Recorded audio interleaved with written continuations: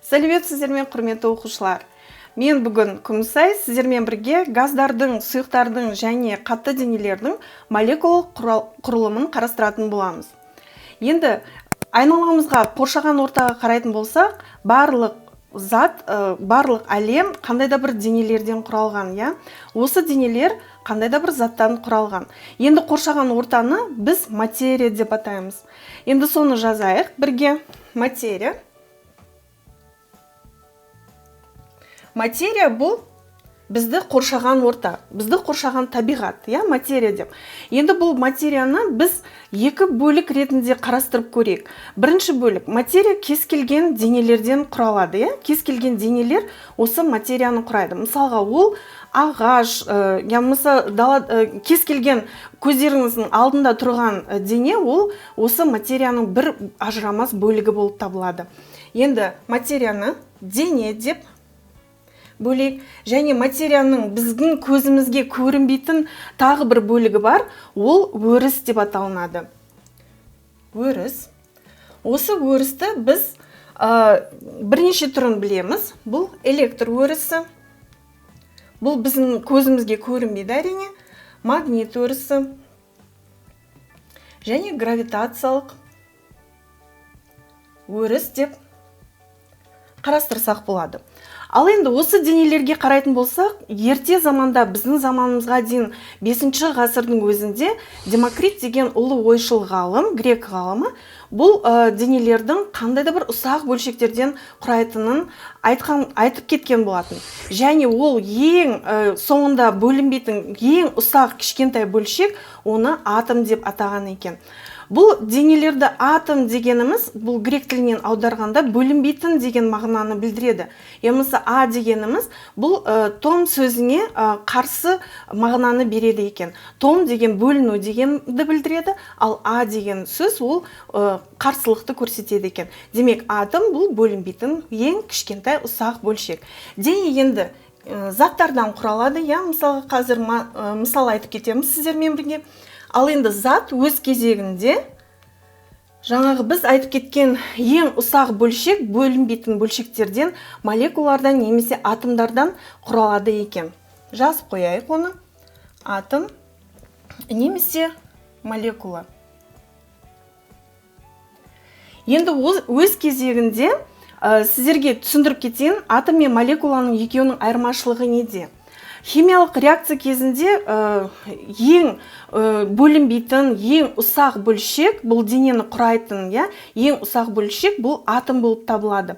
Мысалға, молекула, ол жалғыз ғана атомнан құралуы мүмкін, не болмаса бірнеше атомнан құралуы мүмкін.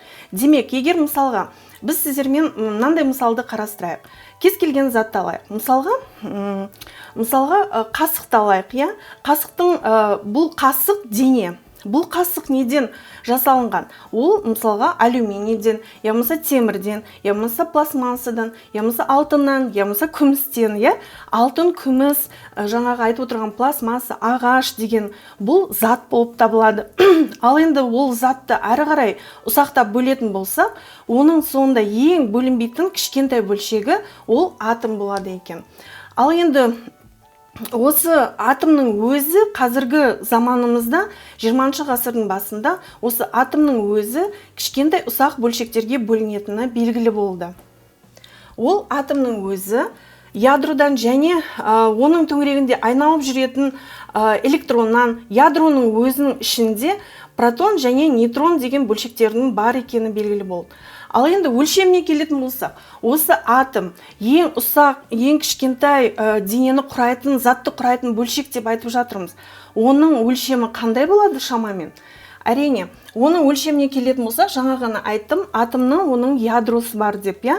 Осы ядроның төңірегінде жаңа бізде электрон деген бөлшек, ол теріс зарядталған бөлшек. Біз оны үлкен класстарда сіздермен әлі де үлкен сыныптарда қарастыратын боламыз. Және біздің ядромыз оң зарядталған бөлшек болып табылады.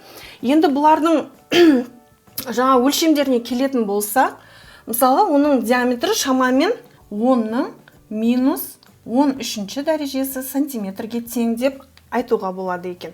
Және де атомның жалпы өзінің өлшеміне келетін болсақ, оның өлшемі шамамен Так, диаметрі шамамен 10-ның -8 сантиметрге жуықтап алғанда тең екен. Ал енді оқушылар, біз енді заттың құрылымын, оның атомнан және молекуладан құралатынын білдік. Атом бұл бөлінбейтін ең кішкентай бөлшек екен. Бірақ енді қазіргі заманда атомның өзі ядродан және оның шыр айналып жүрген электроннан және ядроның ішінде де протон және нейтрон деген бөлшектердің бар екені қазіргі заманда белгілі.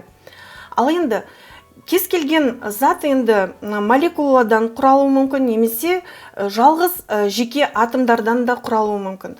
Оған мынандай мысал айтып кетуге болады. Мысалға, көміртегі атомдарынан құралған заттарға келетін болсақ, мысалға, дүниедегі ең қатты зат алмаз, және де жұмсақ зат фуллерен, және де осы көміртегі атомнан құралған графит деген заттар бар. Бұлардың құрылымына қарайтын болсақ, бәрі де жеке атомдардан, осы көміртегі атомдарынан ғана құралған. Ал енді ол жерде басқа элементтердің атомдары жоқ. Сондықтан жеке атомдардан құралғандықтан оларды тек қана көміртегі тобына жататын заттар деп айтуға болады. Бірақ олар бір-бірімен қандай айырмашылығы бар? Мысалға, графит ол жұмсақ, және алмаз бұл дүниедегі әлемдегі ең қатты зат. Екеуіне қарайтын болсақ, екі түрде айырмашылық. Бірақ оларды біріктіріп тұрған, олардың атомдары барлығы көміртегіден құралған. Сонда олардың арасындағы айырмашылық неде? Әрине, олардың құрылымында. Олардың, егер біз қарастыратын болсақ, атомына егер қарайтын болсақ, осы алмазға немесе жаңағы біз айтып кеткен графитке қарайтын болсақ, олардың құрылымы, молекулалар атомдардың орналасуы әртүрлі болып келеді. Сондықтан бір заттың екінші затқа ұқсамайтыны әрине олардың құрылымдарына байланысты екені түсінікті болды ғой деп ойлаймын.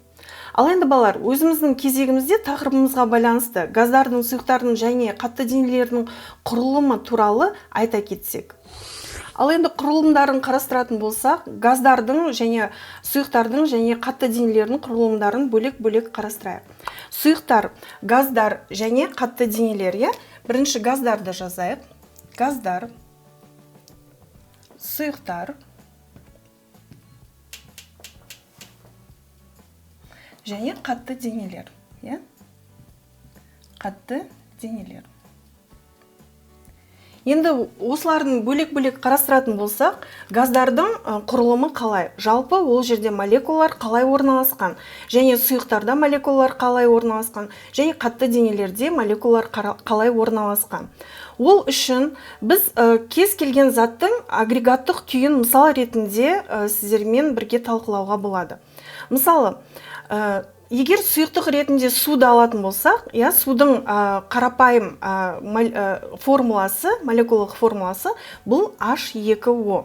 Мен сіздерге жазып кетейін, химиялық формуласы H2O. Бұл нені білдіреді? Бұл сіздерге суретінде салып кетейін.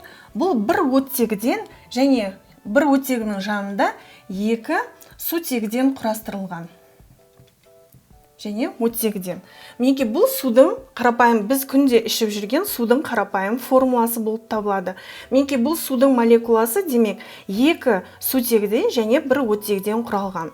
Ал енді осы су біздің өмірімізде өте көптеген мысалдар, күнде көріп жүрген мысалдар, бұл суды мысалға буға айналдыра аламыз, яғни суды қатырып мұзға айналдырамыз.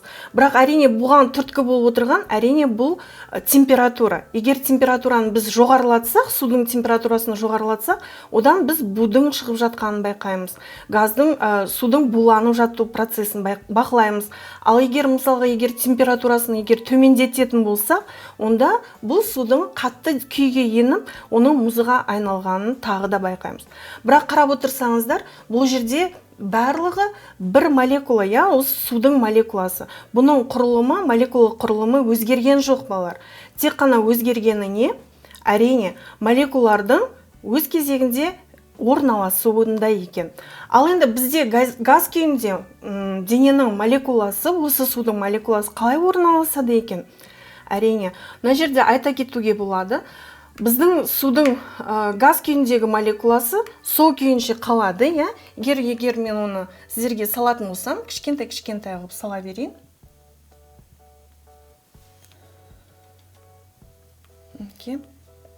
әр жерге орналастырайын. Енді бұл газ күйінде молекулалар бір-біріне алшақ орналасады екен балалар. Бұлардың ара қашықтығы өз өлшеміне қарағанда едәуір есе үлкен болады.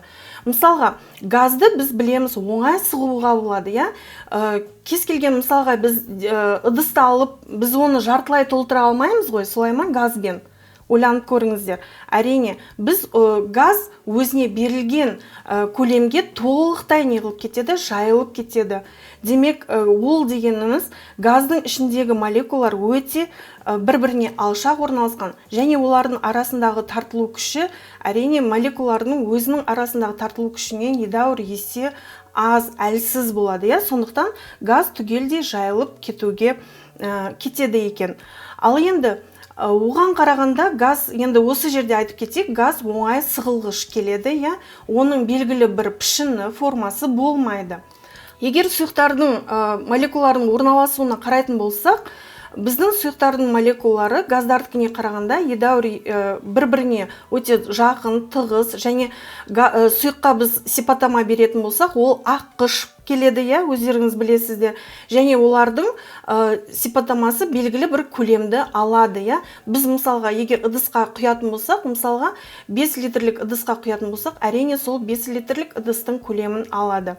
Ал енді мысалға сұйықтықтың тағы бір сипаттамасы сұйықтықты сығу мүмкін емес.